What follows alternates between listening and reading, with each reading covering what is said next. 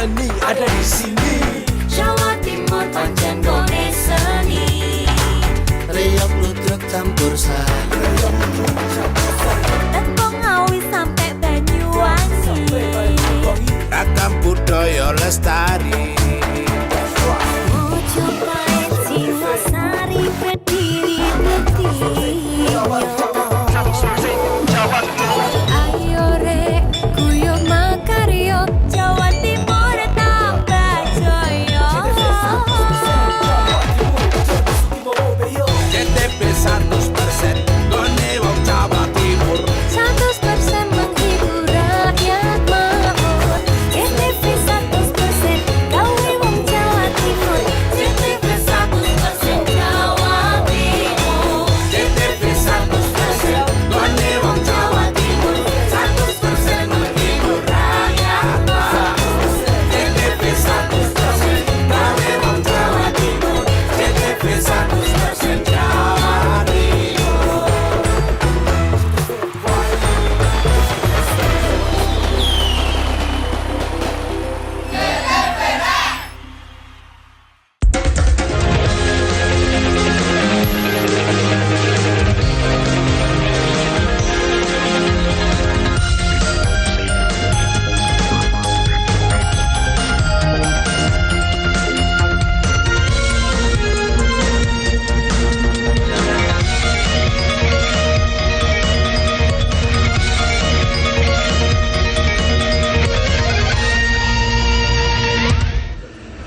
Halo pemirsa, kembali berjumpa di Nusantara Kini. Kami hadirkan informasi penting dan menarik untuk Anda. Bersama saya David Tobing, inilah Nusantara Kini selengkapnya. Pemirsa, Ketua DPR RI Puan Maharani meminta pejabat publik untuk tidak saling merendahkan. Ini menanggapi viralnya video utusan khusus Presiden Miftah Maulana Habibur Rahman atau Gus Miftah yang menghina pedagang es teh di Magelang, Jawa Tengah. Puan mengingatkan bagi pejabat publik untuk tidak bertindak secara baik. Puan Maharani menekankan pentingnya untuk menjaga kerukunan lewat saling menghormati, menghargai, dan tidak saling merendahkan. Wah, itu istana sudah mengatakan bahwa jangan pernah melakukan hal itu, bahkan itu tidak sesuai dengan apa yang disampaikan oleh Bapak Presiden. Jadi marilah kita membangun Indonesia ini dengan saling menghormati, saling menghargai, jangan saling merendahkan, namun bangunlah Indonesia dengan rasa persaudaraan tanpa saling merendahkan. Presiden Prabowo Subianto memberikan teguran kepada utusan khusus Presiden Miftah Maulana atau Gus Miftah atas pernyataannya kepada pedagang es teh bernama Sun Haji yang sempat viral di media sosial. Hal ini disampaikan Kepala Kantor Komunikasi Kepresidenan Hasan Nasbi dalam video pernyataannya kepada awak media. Hasan mengatakan Miftah sudah mendatangi Sun Haji di Magelang, Jawa Tengah untuk meminta maaf secara langsung. Hasan Nasbi berharap silaturahmi antara Gus Miftah dan Sun Haji tetap berjalan baik. Sun Haji juga meminta Gus Miftah untuk mengadakan pengajian di Desa Banyusari dan Pak Sun Haji ingin melihat Miftah untuk mengadakan pengajian. Hasan menambahkan Presiden Prabowo sangat menghormati dan menjunjung tinggi adab terhadap siapapun. Prabowo juga menghormati rakyat kecil yang bekerja keras mencari rezeki halal. Sebelumnya, video Gus Miftah mengolok-olok penjual es teh viral di media sosial. Ejekan itu disampaikan saat diminta memborong jualan pedagang es teh. Presiden sudah memberikan teguran kepada yang bersangkutan melalui Sekretaris Kabinet untuk segera meminta maaf kepada Bapak Sun Haji yang mungkin saja dan sangat mungkin terluka perasaannya karena kejadian kemarin. Jadi kami juga sudah mendapatkan informasi, Bapak Presiden juga sudah mendapatkan informasi, utusan khusus Presiden sudah mendatangi Bapak Sun Haji secara langsung ke Desa Banyusari, Kecamatan Gerabak, Kabupaten Magelang, untuk menyampaikan permintaan maaf secara langsung. Dan kami juga melihat dalam berbagai video Bapak Sun Haji sudah memberikan maaf beliau. Dan kami berharap silaturahmi bisa kembali terjalin dengan baik, keadaan bisa kembali menjadi baik, dan hubungan kekeluargaan bisa tumbuh di antara mereka berdua. Bahkan Bapak Sun Haji menyatakan ingin melihat Bapak Gus Miftah untuk mengadakan pengajian juga di desa beliau di daerah Banyusari. Dan kami semua, tidak hanya utusan khusus Presiden, mengambil pelajaran yang sangat berharga dari kejadian ini, bahwa kita memang harus hati-hati dalam mengeluarkan pernyataan, dalam menjaga sikap, apalagi terhadap rakyat kecil yang sedang berjuang, yang sedang memeras keringat untuk memenuhi kehidupan mereka sehari-hari. Ya, pengurus Ponpes Ora Aji sekaligus utusan khusus Presiden Miftah Maulana atau Gus Miftah kembali meminta maaf kepada penjual es teh yang diolok-olok ketika pengajian di Magelang beberapa waktu lalu yang viral di masyarakat. Permintaan maaf tersebut kembali diutarakan Gus Miftah ketika penjual es teh Sun Haji datang menemuinya di Ponpes Ora Aji, Sleman, Yogyakarta. Kedatangan Sun Haji ke Ponpes Ora Aji ini merupakan dalam rangka silaturahmi dan kunjungan balasan usai Gus Miftah datang ke rumahnya di Gerabak, Magelang. Selain kembali meminta maaf, Gus Miftah juga menawarkan Sun Haji, penjual es teh yang viral, untuk berangkat umroh bersama keluarga. Kita juga berterima kasih kepada netizen, gara-gara komentar netizen menjadi viral. Hikmahnya bagi saya bisa lebih banyak mawas diri, introspeksi, dan banyak belajar. Hikmah bagi Mas Sun Haji bisa mendapatkan keberkahan dan diangkat derajatnya oleh Allah Subhanahu wa Ta'ala. Jadi tidak ada yang sia-sia. Sudah komunikasi dengan Pak Prabowo, Gus? Saya sudah komunikasi dengan Seskap bahwa saya memang salah gitu saja, dan saya harus mengakui salah dan saya minta maaf. Tadi kan kalau umroh lah, makanya saya tanya kalau soal umroh, Pak Son mau umroh kan katanya mau umrohin banyak, mau diumrohin sama orang lain apa diumrohin sama Abah. Nah beliau ngersake diumrohin sama Abah saja. Jadi insya Allah beliau berangkat, Pak Sun Haji, istrinya, ibu mertuanya dan 2 anaknya. Karena beliau pengen diumrohkan sama Abah, ya nanti saya umrohkan. Bareng Gus Anda?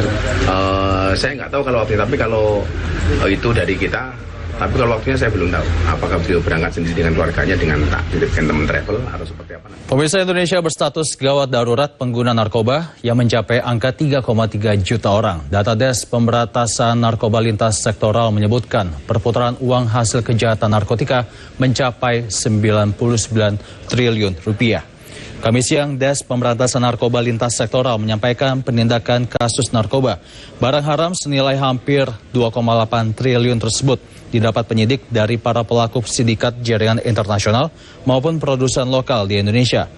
Menteri Koordinator Bidang Politik dan Keamanan Budi Gunawan mengatakan angka penyalahgunaan narkotika di Indonesia mencapai 3,3 juta orang yang didominasi oleh remaja berusia 15 hingga 24 tahun. Pemerintah mengungkapkan 3 langkah prioritas upaya pemberantasan narkotika di Indonesia, di antaranya penguatan sinergitas lintas sektoral dan penekanan rehabilitasi, edukasi, dan kampanye di berbagai media.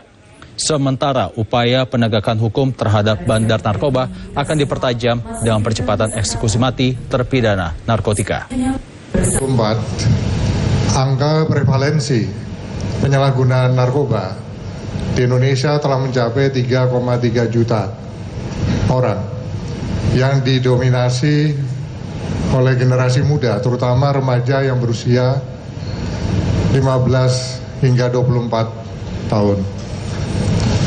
Selanjutnya, berdasarkan laporan intelijen keuangan, dalam kurun waktu periode tahun 2022 hingga 2024, total perputaran dana tindak pidana pencucian uang narkotika mencapai 99 triliun rupiah. Kejaksaan Agung mendukung program rehabilitasi untuk pengguna narkoba. Kedepannya, Kejaksaan Agung memastikan tidak akan melimpahkan kasus hukum pengguna narkotika ke pengadilan dan melakukan restoratif justice jika mendapat asesmen dari Badan Narkotika Nasional. Restoratif justice merupakan pendekatan dalam sistem peradilan pidana yang fokus untuk pemulihan dan rekonsiliasi bagi para terpidana. Kemudian untuk restoratif justice, kami khususnya haram bagi jaksa untuk melimpahkan ke pengadilan bagi pengguna. Artinya Kalau itu hanya pengguna, kami akan lakukan restoratif justice. Haram hukumnya bagi kami untuk melimpahkan ke pengadilan kalau itu adalah pengguna narkotika. Demikian. Untuk penerapan restoratif justice ini diterapkan pada kasus-kasus yang betul-betul selektif dan terlebih dahulu mendapatkan asesmen dari BNN agar tidak dimanfaatkan oleh para bandar atau pengedar untuk memperoleh keringanan hukuman. Jadi fokus hanya diberikan kepada pengguna dan setelah mendapatkan asesmen dari BNN. Sementara itu, Kapolri Jenderal Polisi Listio Sigit Prabowo berjanji segera menangkap gembong narkoba Freddy Pratama yang diduga kuat berada di Thailand. Kapolri Listio Sigit Prabowo mengakui penyelidikan buronan gembong narkoba internasional tersebut belum mendapatkan perkembangan signifikan.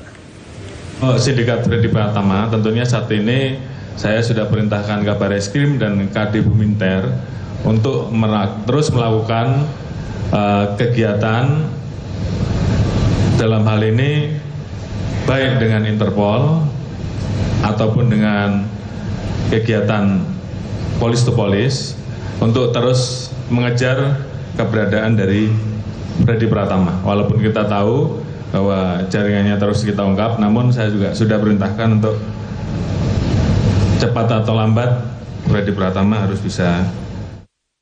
Korps Lalu Lintas atau Korlantas Polri Irjen Pol Aan Suhana memprediksi 110 juta masyarakat akan berpotensi melakukan perjalanan selama libur Natal dan Tahun Baru 2024-2025. Ini berdasarkan survei yang dilakukan oleh Badan Kebijakan Transportasi Kementerian Perhubungan.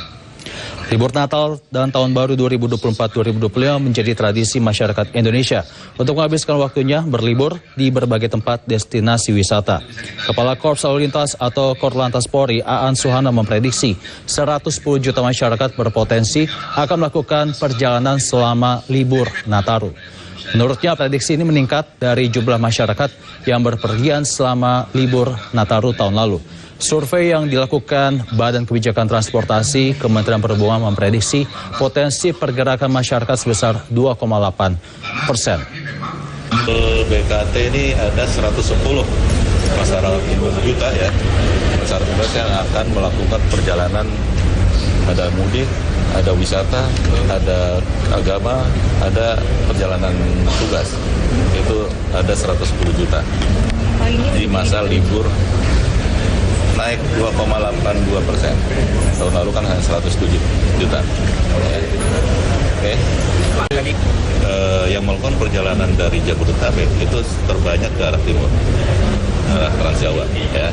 Jadi kita antisipasi dan kita sudah simulasikan ada titik krusial nanti di kilometer 48. Ya. 48 itu pertemuan dengan MBZ sampai ke 60 sampai ke 70. Korps Lalu Lintas Polri telah menyiapkan beberapa skema untuk menjaga arus lalu lintas pada saat momen Nataru. Skema kontraflow, pelebaran bahu jalan, hingga pembatasan angkutan barang akan dilakukan guna menjaga kelancaran saat Natal dan Tahun Baru. Usai rapat gelar pendapat dengan Komisi 3 DPR RI terkait persiapan libur Natal dan Tahun Baru 2025, Korps Lalu Lintas Polri menyampaikan beberapa skema yang akan dilakukan. Kepala Korlantas Polri Irjen Pol Aan Suhana menyampaikan beberapa skema yang akan dilakukan, seperti pembatasan angkutan barang, pemberlakuan kontraflow, hingga penambahan jalur. Selain itu, penggunaan pelabuhan penyeberangan terutama di Merak, Bakauheni, dan Ketapang, Gilimanuk untuk wilayah Banten sendiri akan dibagi 3 pelabuhan, yakni Merak, Ciwandan, dan BBJ dengan peruntukan kendaraan masing-masing. Aan juga menyebut telah mengantisipasi titik-titik krusial baik bagi para penyebaran maupun di jalan tol.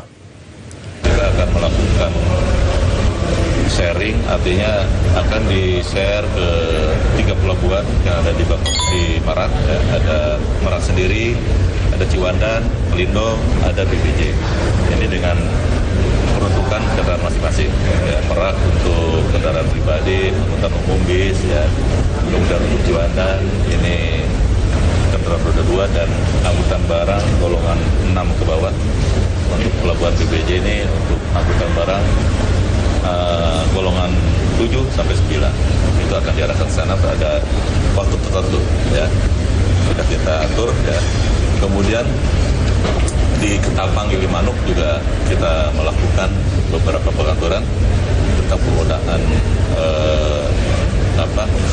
pelabuhan atau dermaga Bugusan, kemudian Jangkar, Lembar ada di NTB, ini kita atur semua. Kemudian kita juga mengatur tentang strategi delaying system. Ya. Seperti kemarin kita lihat di Merak ini sempat tertunda karena cuaca yang ekstrim sehingga kapal tidak bisa berlayar. Jelang akhir tahun, cuaca buruk akan membayangi libur Natal dan Tahun Baru yang akan mempengaruhi terhadap transportasi darat, laut, dan udara. Badan Meteorologi, Klimatologi, dan Geofisika BMKG menyebut ini disebabkan adanya fenomena La Nina lemah yang diprediksi puncaknya pada akhir Desember dan Januari 2025. Kendala cuaca buruk disampaikan oleh BMKG di mana semenjak seminggu lalu Indonesia menghadapi angin kencang dan diperkirakan akan berlangsung selama 3 bulan ke depan. Badan Meteorologi, Klimatologi, dan Geofisika Dwi Korita Karnawati menyebut hal itu disebabkan adanya fenomena awal mula La Nina di mana angin dingin yang datang dari dataran tinggi Siberia disertai curah hujan tinggi. Intensitas awal La Nina menimbulkan gelombang laut terkhusus di wilayah Natuna, Lampung, Banten, dan Jakarta. Hal ini akan mempengaruhi saat masyarakat sedang memasuki libur Natal dan Tahun Baru. Jadi yang terjadi saat ini mohon maaf itu bagian dari awal dan akan kecenderungannya semakin meningkat menjelang akhir tahun dan berlanjut puncak musim hujan terutama sebagian besar di bulan Januari, Februari. Namun di bulan Desember menjelang akhir tahun di beberapa wilayah sudah mengalami puncak musim hujan. Poinnya adalah kita tetap terus bahkan tidak hanya waspada tapi siaga bencana hidrometeorologi akibat dari peningkatan intensitas curah hujan dari intensitas sedang hingga lebat bahkan bisa sampai sangat lebat atau ekstrim. Jadi poin pentingnya kesiapsiagaan dan kita harus tetap terus memonitor perkembangan cuaca dan peringatan dini. Karena sangat dinamis ya, sangat dinamis. Kami biasanya menginformasikan sepekan sebelumnya. Jadi kalau diprediksi kira-kira seminggu lagi akan terjadi fenomena yang ekstrim, sepekan sebelumnya itu sudah kami infokan dan kami ulang sampai 3 hari sebelumnya. Karena kadang-kadang sepekan lalu berkembang menjadi menurun atau malah meningkat. Jadi 3 hari sebelum ekstrim kami infokan dan terus diulang sampai 3 jam sebelum ekstrim. Itu polanya selalu demikian. Sehingga mohon perhatikan seluruh informasi dari BMKG tidak hanya di televisi, radio ya, tapi juga di aplikasi mobile phone. Setiap individu bisa melihat ya. Dan nanti saat mudik Lebaran, informasi itu bahkan di setiap jalur mudik itu ada informasinya. Jalur mudik ini cuacanya kadang beda dengan jalur mudik yang lain. Dan itu Timnas matangkan persiapan jelang Piala AFF 2024. Informasinya usai jeda.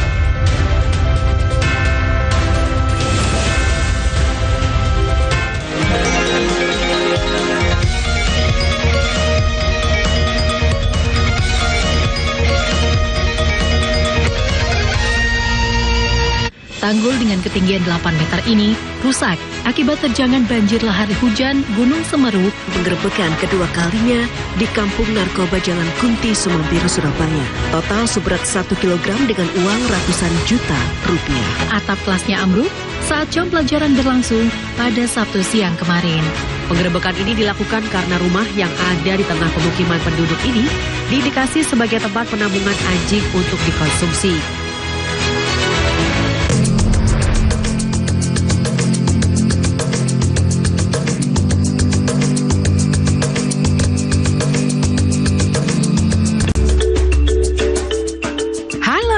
Pelakraan saiki yo ono nang pojok kampung dina Senin sampai Kemis. Ojo lali yo rek.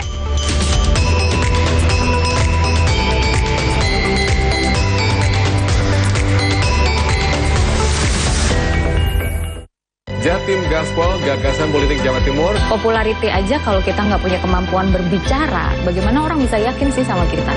Ini membutuhkan kerjasama yang baik lah antara elemen pemerintah sebagai eksekutif gitu dengan kami yang ada di legislatif. Kita ketemu untuk membicarakan hal-hal bagi kebaikan banyak orang. Kalau ditoto dengan baik, mungkin energi yang dikeluarkannya bertahap, mungkin hal-hal itu bisa dicegah. Supaya kedepannya memang benar-benar diperhatikan.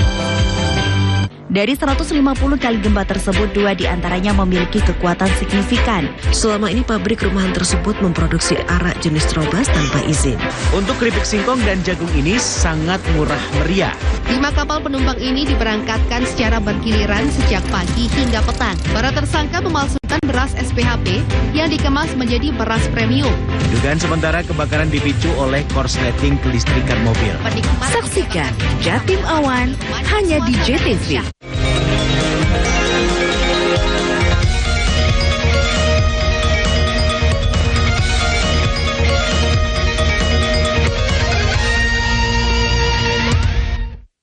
Pemirsa, Timnas U22 Indonesia tengah mempersiapkan diri menghadapi Piala AFF ASEAN Mitsubishi Electric Cup 2024. Untuk maksimalkan penampilan, pelatih Timnas Indonesia Shin Tae-yong menggelar sejumlah latihan. Salah satunya pemusatan latihan di Bali dengan kekuatan 23 pemain. Timnas Indonesia akan menjalani laga pertama dengan bertandang ke markas Timnas Myanmar di Tuwuna Stadium, kota Yangon, Myanmar. Pertandingan akan digelar pada Senin 9 Desember mendatang. Dengan membawa pemain muda, pelatih Timnas Indonesia Shin Tae-yong enggan memasang target juara. Ia berharap anak asuhannya dapat meraih hasil maksimal dengan lolos ke final Piala AFF. Saat menjadi ajang kompetisi ASEAN Mitsubishi Electric Cup 2024 atau AMEC juga dimanfaatkan sebagai persiapan menghadapi SEA Games sekaligus mengembangkan potensi para pemain muda. Pada Piala AFF ASEAN Mitsubishi Electric Cup 2024, Indonesia tergabung di grup B bersama Vietnam, Filipina, Myanmar, dan Laos. Piala AFF AMEC akan digelar mulai tanggal 8 Desember 2024 hingga 5 Januari 2025.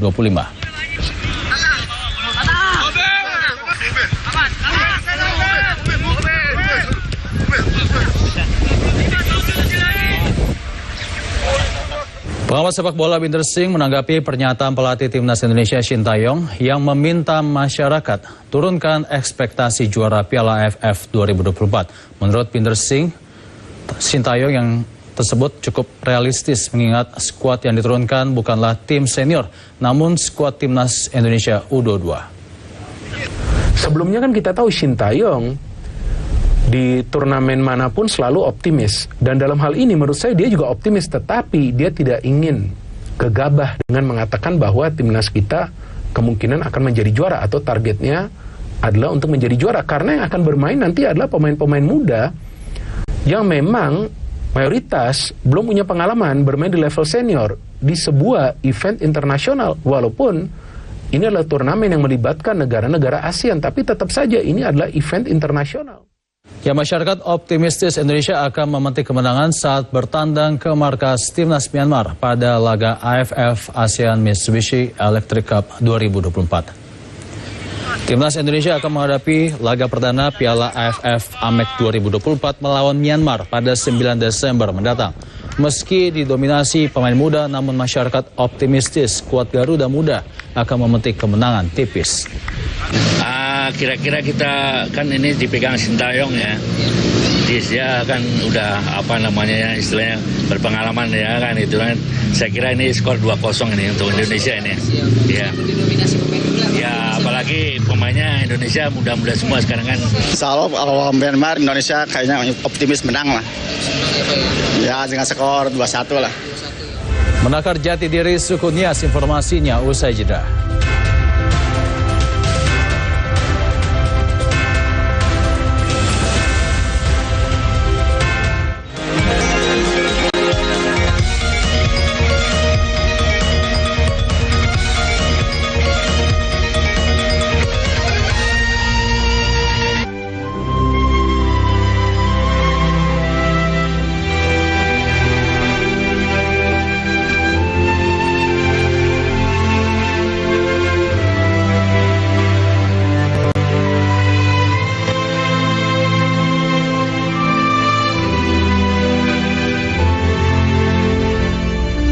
Saksikan Belajar Baik, Senin sampai Sabtu pukul 11 siang hanya di JTV. Bastian ini terus melaju hingga akhirnya rider Ducati Pramac ini finish di posisi pertama. Pembalap McLaren Lando Norris mendominasi balapan sejak mulai start hingga finish. Jojo terus menjauh hingga akhirnya menggilas lawannya tersebut di angka 21-12. AC Milan memenangkan laga derby della Madonia di jornada kelima dengan skor 2-1. Torehan tersebut membawa Persebaya naik ke posisi puncak klasemen sementara Liga 1. Tanggul dengan ketinggian 8 meter ini rusak akibat terjangan banjir lahar hujan Gunung Semeru. Penggerebekan kedua kalinya di Kampung Narkoba Jalan Kunti Sumambiru, Surabaya. Total seberat 1 kilogram dengan uang ratusan juta rupiah. Atap kelasnya ambruk saat jam pelajaran berlangsung pada Sabtu siang kemarin. Penggerebekan ini dilakukan karena rumah yang ada di tengah pemukiman penduduk ini diindikasi sebagai tempat penampungan anjing untuk dikonsumsi. However, the Supreme Court immediately suspended the 3 judges after they were officially detained by the Attorney General's office. The war has displaced around 90% of Gaza's 2.3 million population. Hundreds of thousands are now living in tent camps along the coast. This was done to show solidarity and support for Baito State Elementary School for teacher Supriani, who is currently on trial for alleged abuse against her student.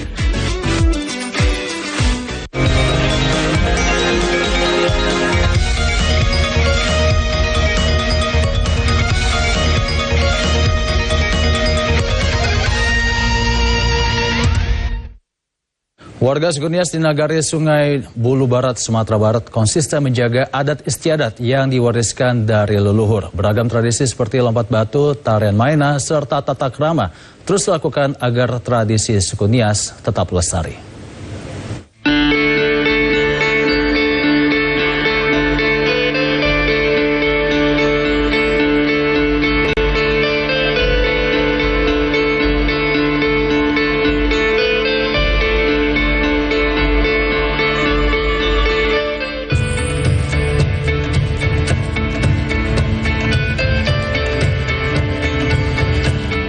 Matahari beranjak turun di Dusun Tanjung Basung 2 Nagari, Sungai Buluh Barat, Kabupaten Padang Pariaman, Sumatera Barat.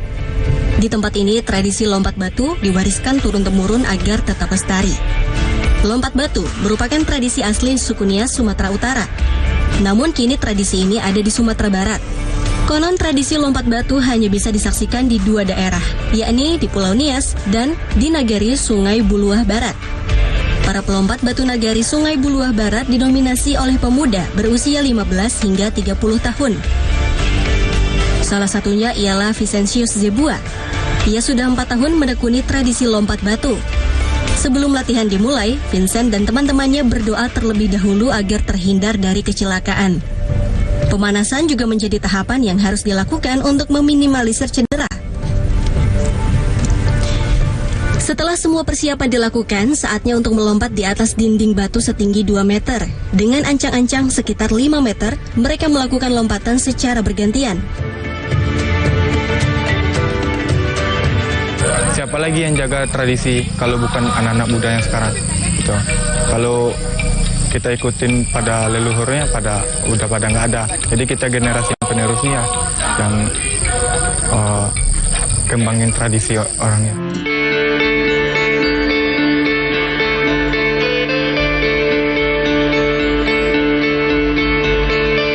Sopan Daci adalah pelatih lompat untuk Vincent dan teman-temannya. Ia juga asli suku Nias. Dari pinggir lapangan, ia memantau kegiatan lompat batu. Menurut Sopan Daci, lompat batu sudah dipraktikkan orang Nias selama ratusan tahun.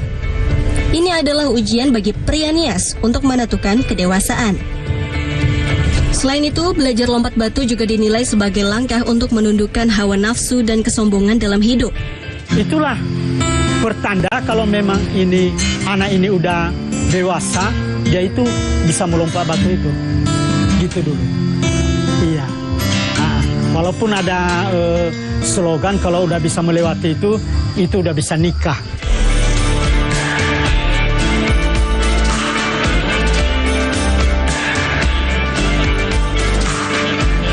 Pemimpin tertinggi suku Nias saat ini ialah Rambile Zebua.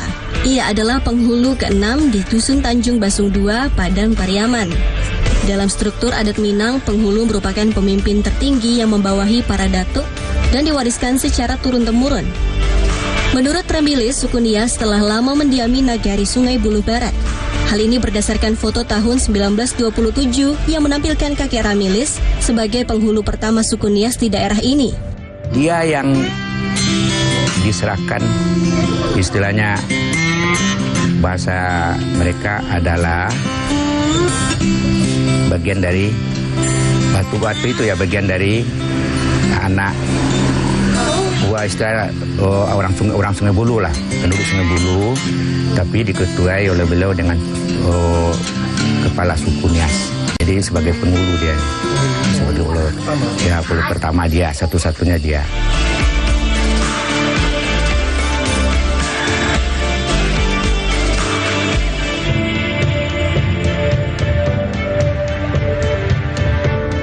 Setelah lama menetap di Nagari Sungai Buluh Barat dan menjalin hubungan baik dengan warga Minang pada 1927, warga Nias diakui secara adat. Gelar datuk pun diberikan ke orang yang dituakan. Posisinya setara dengan datuk suku Minang. Warga Nias pun diizinkan untuk menjalankan adat dan tradisinya, namun tidak boleh bertentangan dengan norma dan nilai-nilai adat Minang. Apabila bertentangan, maka warga Nias menyesuaikan dengan adat Minang. Saat ini penduduk Nagari Sungai Buluh Barat mencapai 6.000 jiwa. 800 diantaranya adalah orang suku Nias. Meski berbeda suku, adat dan agama, mereka hidup berdampingan layaknya saudara.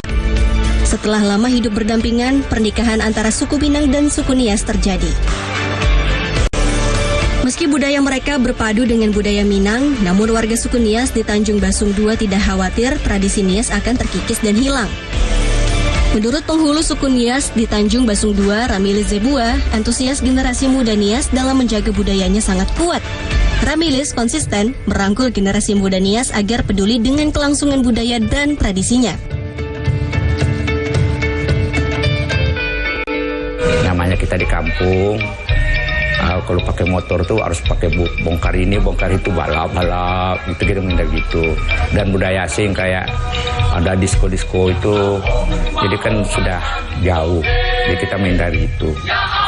Lebih baik budaya kita yang kita pergunakan untuk melestarikan dan mereka menyadari siapa mereka yang sebenarnya.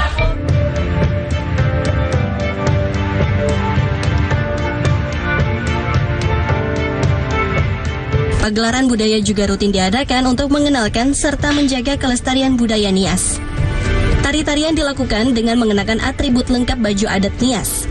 Biasanya tarian yang ditampilkan ialah tari maina dan tulo-tulau. Tak hanya penari, warga yang hadir juga boleh ikut menari bersama.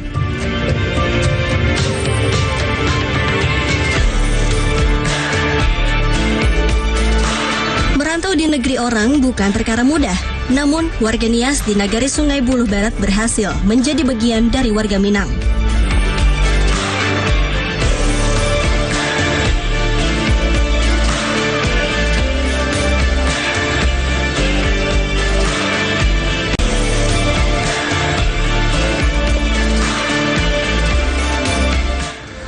Para pengrajin kain lurik dihilang dimakan zaman. Informasinya usai jeda.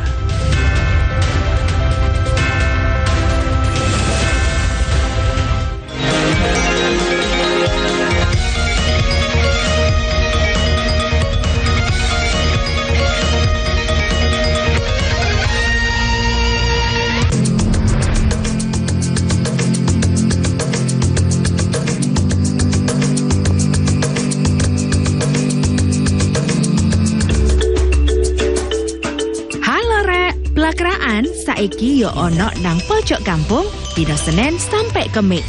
Ojo lali yo rek.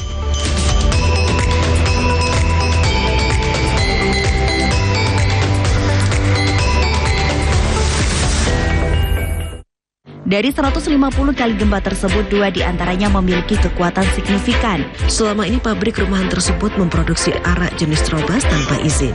Untuk keripik singkong dan jagung ini sangat murah meriah. 5 kapal penumpang ini diberangkatkan secara bergiliran sejak pagi hingga petang. Para tersangka memalsukan beras SPHP yang dikemas menjadi beras premium. Dugaan sementara kebakaran dipicu oleh korsleting kelistrikan mobil. Saksikan Jatim Awan hanya di JTV.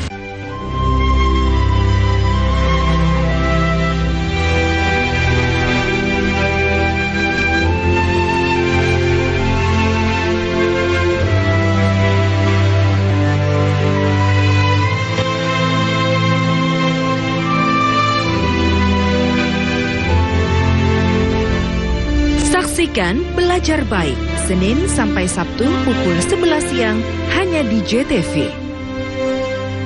Tanggul dengan ketinggian 8 meter ini rusak akibat terjangan banjir lahar hujan Gunung Semeru. Penggerebekan kedua kalinya di Kampung Narkoba Jalan Kunti Sumampir, Surabaya.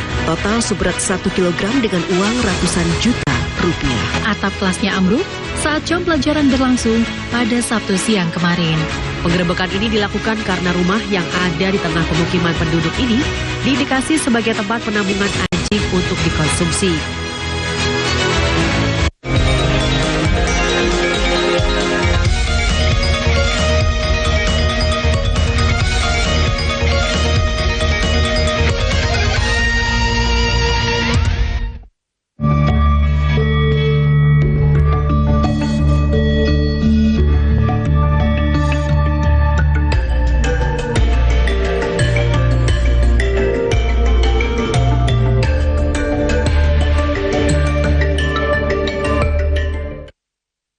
Ya, siapa sangka di Nganjuk, Jawa Timur terdapat satu desa yang dikenal sebagai sentra produksi kain kental. Sayangnya pada tahun 1963 kain kental mulai punah akibat kalah saing.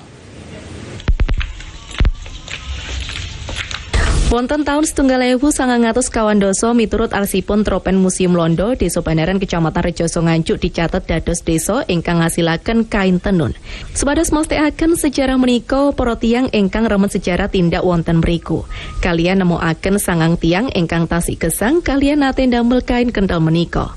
Salah setunggalé griyane Jamiem ingkang dados putrane Jainem ingkang gadhah yuswa 110 taun. Tiang kalih menika rumiyene dados pengrajin kain kental Desa Bandaran Kecamatan Rejoso Nganjuk. Miturut Jamiem bahan bakunipun kain inggih menika kapas ditandur wonten kebonan. Menawi sampun dipendet salanjutipun didamel awe utawi bola ingkang dados bakale kain. Wedal niku regine kain menika gangsal repes tunggal ijine ingkang dawanipun 2,5 meter musuh 1 meter. Ingkang dados bukti sejarah menika tasih wonten lawe dom saking pring kalian kain stagen. Amin Fuadi budayawan Kutha Sejuk ingkang sakmenika nyambut damel wonten Dinas Kabudayaan Nganjuk Sanjang bilih wonten Dusun Padangan, Desa Bandaran Kulon, Kecamatan Bagor wonten sangang tiyang pengrajin tenun. Jaman rumiyin kerajinan menika Desa Bandaran dados pusate pengrajin kain lurik. Nanging taun 1963 mboten produksi malih amargi kalah kalian kain saking luar negeri. Amin Fuadi nggih nyuwun kain kendel menika diarsipaken wonten Museum Anjuk Ladang Nganjuk. Kaliyan nyuwun Pemkab Nganjuk saged nguripaken malih kerajinan menika. Ahmad Syarani, JTV. Sebanyak 16 kepala keluarga Kecamatan Salimpaung, Nagari Situmbuak, Tanah Datar, Sumatera Barat hingga saat ini belum tersentuh listrik. Warga berharap Pemda setempat memperhatikan kondisi mereka. Pemukiman nan alun tasantuh aliran listrik iko parado di Kecamatan Salimpaung, Nagari Situmbuak, Kabupaten Tanah Datar. Katiado listrik tersabui alah lamu dirasuan warga. Meski daerah pemukiman iko sudah memiliki 6 balik kakak nan alah bamukim. Pengajuan supaya daerah iko secapeknya dimasukan listrik alah cubo dilakukan warga setampe. Tetapi sampai kini ko masih alun ado realisasi dari pihak yang berwenang. Untuk kebutuhan penerangan di malam hari, warga Tapaso harus mengisi daya lampu cas di kadai dan berjarak 1 km di pusat kampung Nagari Situmbuak. Udah semenjak rumah ini jadi udah lebih kurang 3 tahun. Belum ada, Ibu? Belum ada. Kemarin kan udah ada yang ngusulin, udah ada berapa 14 rumah yang pasti masukin listrik gitu. Tapi orang PLN udah survei ke sini. Belum ada juga ada tindakan, Ibu? Belum. Warga Baniai akan memasang panel surya jika kebutuhan sarana aliran listrik alun tapanwahi. Namun sayang, keinginan tersebut tak kandala karena biaya yang dibutuhkan sangat ilah kadang. Dari Kabupaten Tanah Datar, Afriandi, Padang TV.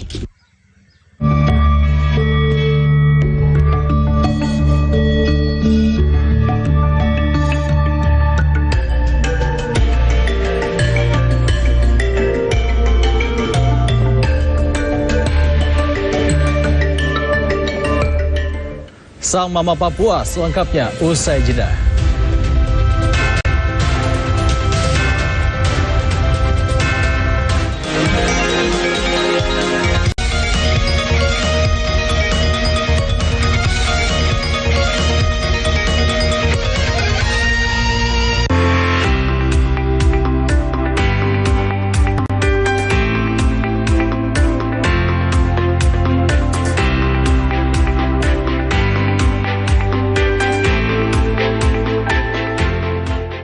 However, the Supreme Court immediately suspended the 3 judges after they were officially detained by the Attorney General's office.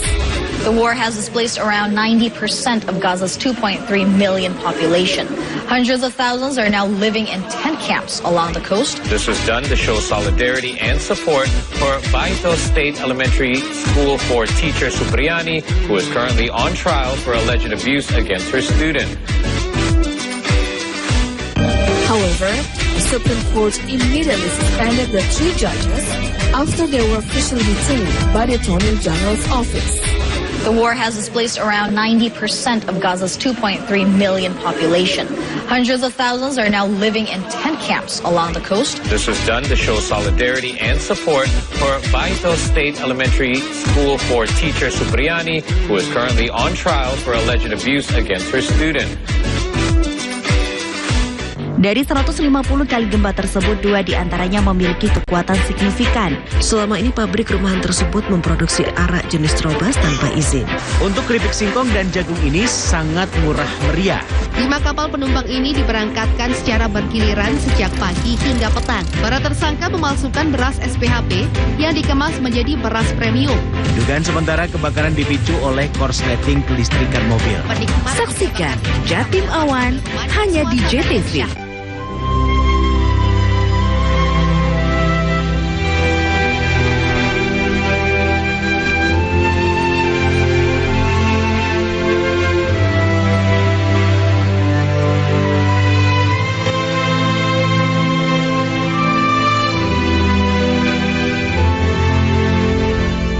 Saksikan Belajar Baik, Senin sampai Sabtu pukul 11 siang hanya di JTV.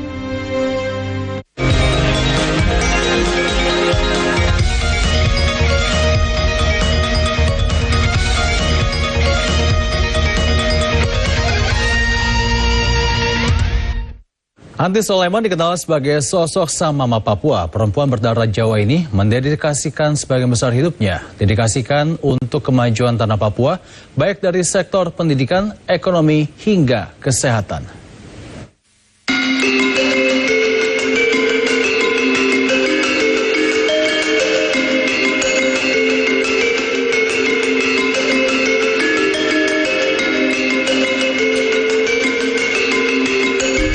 Anti Sulaiman, sosok dosen Universitas Kristen Indonesia yang menghabiskan sebagian besar hidupnya untuk kemajuan warga Papua. Meski bukan putri Papua, namun Anti berjuang agar putra-putri Papua bisa mengenyam bangku pendidikan. Anti mulai tertarik dengan Papua sejak sekolah dasar. Saat itu ada rombongan pelajar Papua yang dikirim Presiden Soekarno ke Yogyakarta, tempat ia lahir dan tumbuh. Ada cerita unik ketika Anti pertama kali ke Papua. Kemudian kalau saya bilang, Bapak mau kasih tiket kemana ya? Kan kalau tiket kita pikir ke Hong Kong, kemana-mana gitu kan. Ibu mau ke Hong Kong atau ke Bangkok atau oh enggak. Terus saya minta, kok bagaimana ya kok mau kasih tiket aku ke Papua? Ya, saya nggak ngerti Papua kayak apa.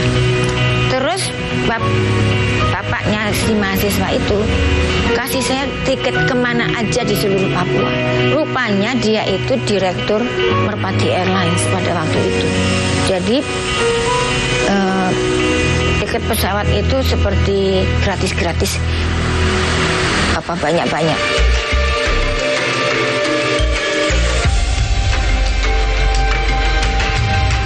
Ramah, terbuka, penolong, dan senang berbagi. Itulah kesan Anti Sulaiman tentang orang-orang di Papua. Meski demikian, keadaan ekonomi, kesehatan, dan pendidikan di Papua memang masih rendah. Kurangnya perhatian dari pemerintah menjadi salah satu alasan paling berpengaruh. Kegiatan belajar mengajar di sekolah banyak yang terbengkalai. Sarana dan fasilitas kesehatan pun tak memadai, sehingga banyak ibu meninggal saat melahirkan. Pembiaran yang saya lihat itu misalnya SD, ya, SD-nya nggak ada guru.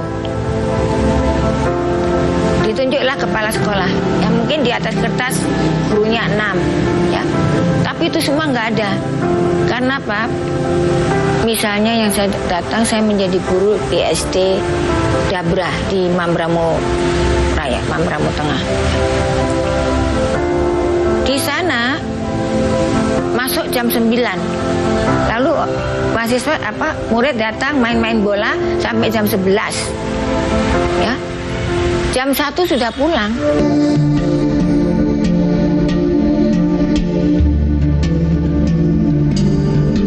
Keadaan itu yang membuat Anti mengabdikan diri di tanah Papua.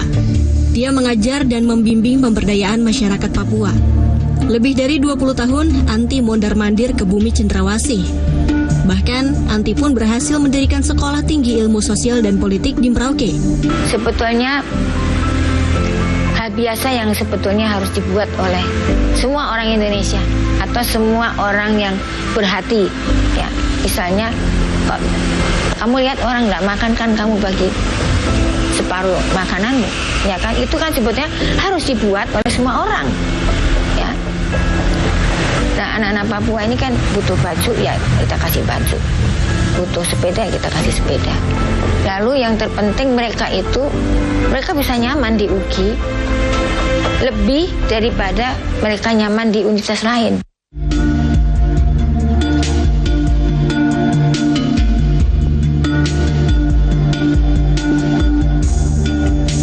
Pada 2009, Anti mendirikan Pusat Studi Papua di UGI.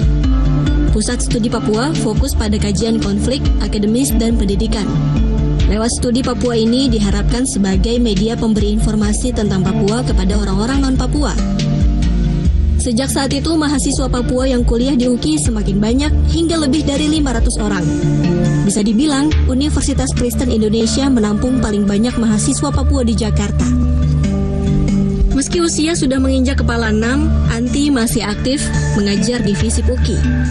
Mama Anti, begitu mahasiswa Papua di UGI menyapanya. Ia seakan menjadi orang tua bagi seluruh mahasiswa Papua di sini. Anti begitu diandalkan. Tak hanya urusan kuliah, tapi juga urusan pribadi, bahkan urusan keuangan.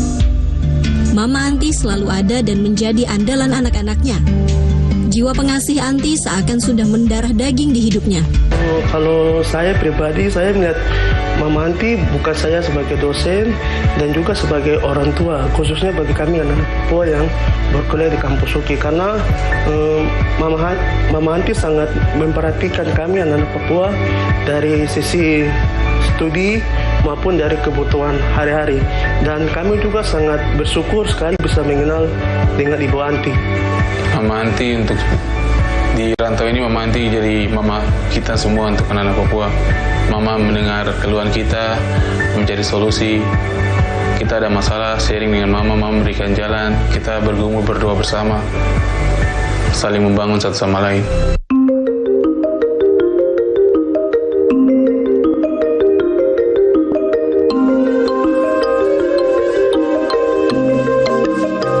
Kedekatannya dengan mahasiswa sudah tak diragukan lagi. Anti tak canggung meluangkan waktu duduk dan makan bersama anak didiknya di kantin. Bahkan, dia selalu membayarkan semua makanan dan minuman yang dipesan. Selain dekat dengan mahasiswa, Anti juga dikenal dengan pribadi yang religius. Beliau juga sosok yang sangat rohani sekali ya, religius sekali ya. Jadi kadang aku masalah gini, Mami gini, kita berdoa. Jadi selalu Mama memang orangnya selalu kuat dalam doa ya. Kuat dalam doa, sangat menyayangi anak-anak Papua. Membimbing, menuntun, membantu.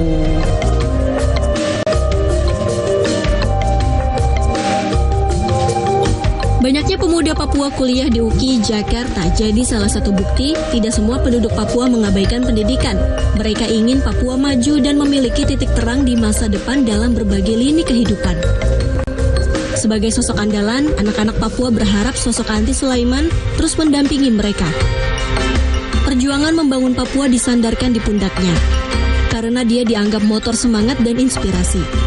Dengan usia yang sudah tidak lagi muda, kesehatan fisik Anti Sulaiman mulai menurun. Tapi tidak untuk semangatnya.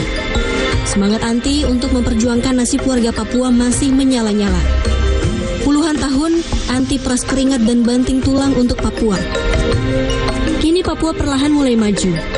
Anti menjadi saksi perubahan Papua hingga sekarang. Infrastruktur pembangunan di Papua semakin merata. Roda perekonomian pun mulai bergerak dengan banyak hotel serta destinasi wisata Papua. Anti optimistis Papua bisa berada di posisi yang sama dengan daerah lain di Indonesia. Meski Papua mulai maju, masih ada pekerjaan rumah yang belum selesai. Anti ingin mengakhiri konflik di bumi Cendrawasih hingga menjadi wilayah yang ramah hak asasi manusia. Saya bercita-cita punya base camp besar, ya. Waktu itu saya sudah membangun di Wasior, tapi kemudian rusak. Di mana ada perkebunan, kecil percontohan gitu. Lalu ada direktur community development. Teman-teman Papua ini akan mengatur peternakan, ya gini-gini. Lalu ada bengkel, ya, dan ada tempat di mana orang tua diurus, ya, karena saya mendirikan lansia di Merauke, namanya komunitas Lentera, di mana orang-orang belajar mengasihi orang lain, ya, dan melepaskan membuang kebencian.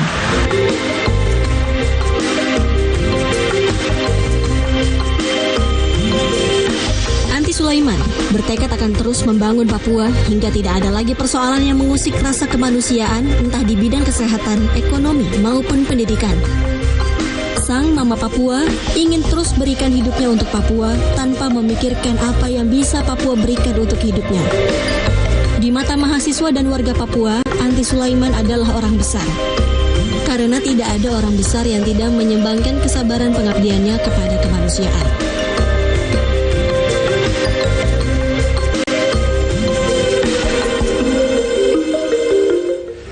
Kopi lokal Lawang Taji khas Pandeglang yang menggugah selera. Informasinya usai jeda.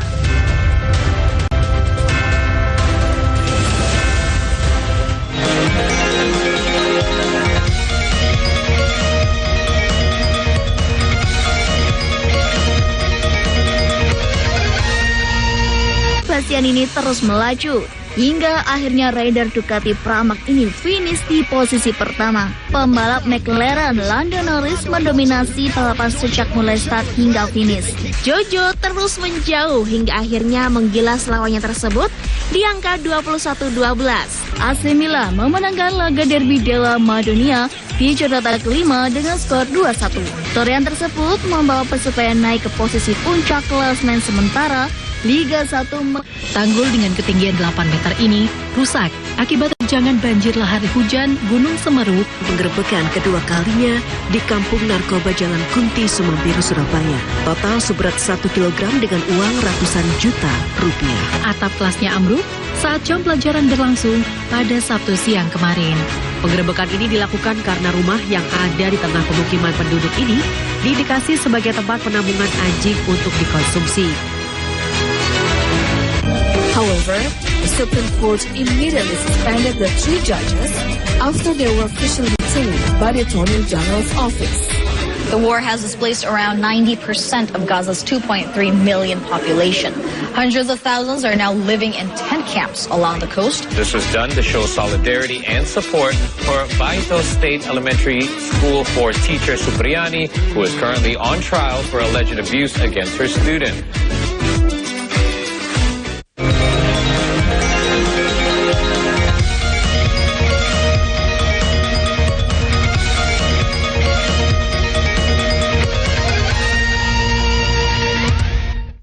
Pemirsa, memperingati Hari Kopi Internasional, puluhan pecinta kopi berkumpul di wisata kuliner Gedung Juang, Kabupaten Pandeglang. Saya menikmati kopi lokal Robusta Gunung Karang. Acara ini juga menjadi ajang silaturahmi penikmat kopi di Tanah Jawara.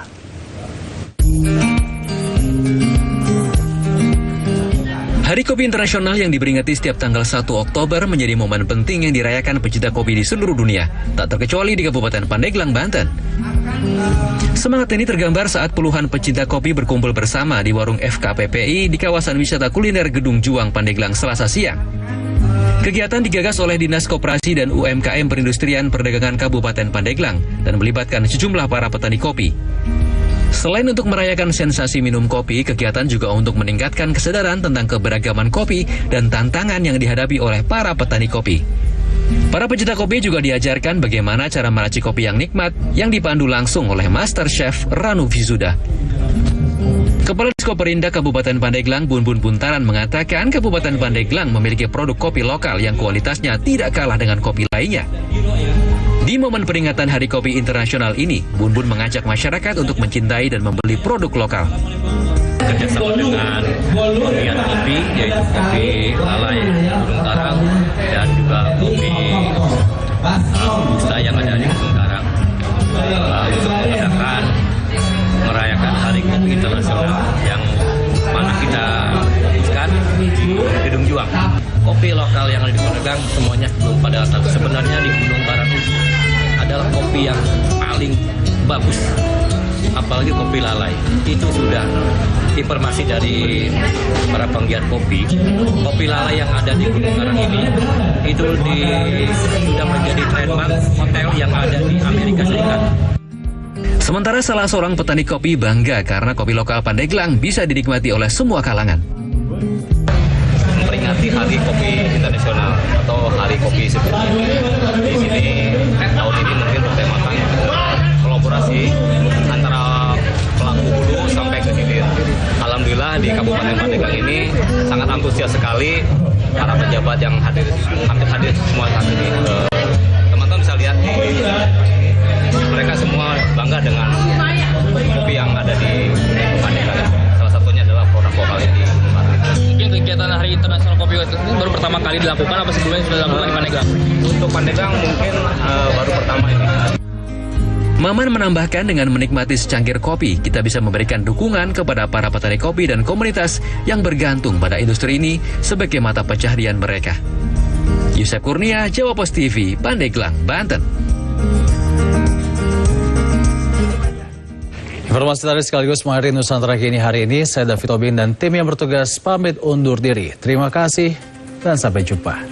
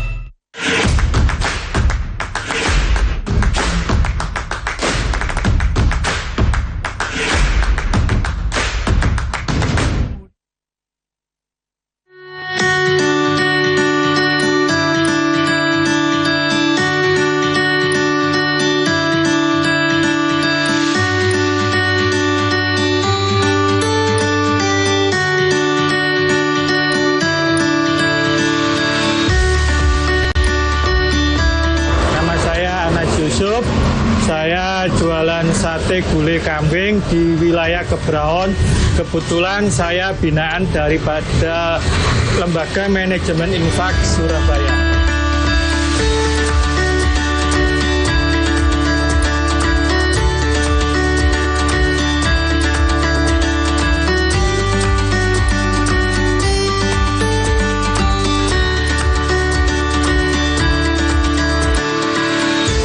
Usaha ini adalah warisan dari kedua orang tua saya, berdiri sejak 1976. Alhamdulillah bantuan LMI berupa modal usaha bisa kita buat untuk membuka usaha kembali. Kita juga mendapat supervisi tiap 3 bulan sekali, dikunjungi untuk dilihat bagaimana perkembangannya.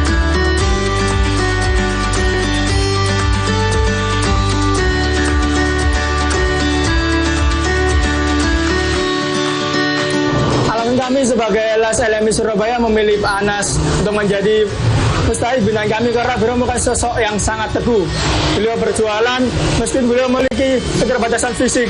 Harapan kami Pak Anas sebagai binaan mustahil kami usahanya lebih berkembang lagi dan juga bisa mempunyai banyak pelanggan dan bisa membantu Pak Anas untuk kehidupan sehari-harinya untuk memenuhi kebutuhannya. Semoga LMI terus berjaya, berkibar, banyak donatur yang menempatkan dana infaknya, sodakonya ke LMI dan punya pula UMKM binaannya. Semoga dengan bantuan LMI, baik modal usaha, pelatihan, lebih berkembang lagi dan lebih berkembang lagi, banyak menerima karyawan yang dari disabilitas. Terima kasih.